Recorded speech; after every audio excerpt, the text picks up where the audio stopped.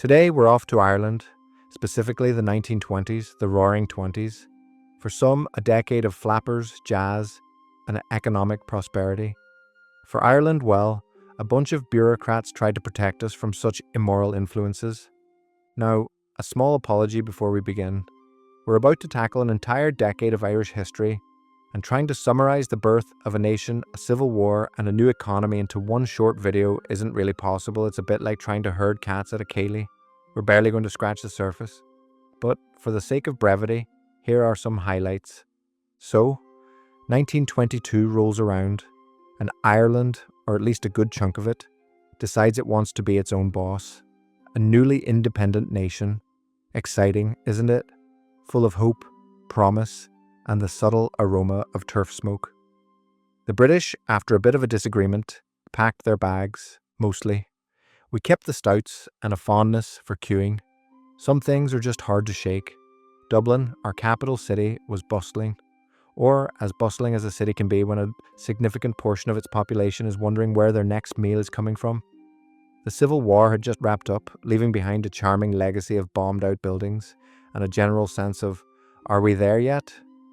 Picture it. The streets of Dublin, horse-drawn carts, the occasional motor car, and a lot of people looking like they'd just been told their favourite pub was out of whiskey.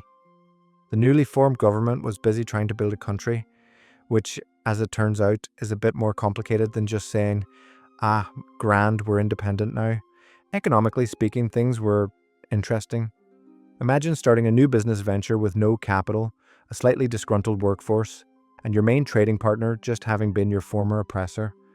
It was like trying to bake a cake with no flour and a recipe written in a language you only partially understood.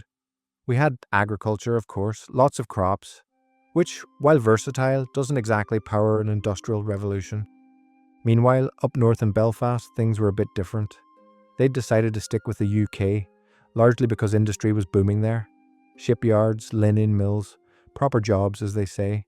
So, while Dublin was trying to figure out how to pay its civil servants, Belfast was churning out ships that were probably sailing to places where people were experiencing the Roaring Twenties. A bit of a geographical paradox, really. The average Irishman in the 1920s was likely a tough fella. You had to be.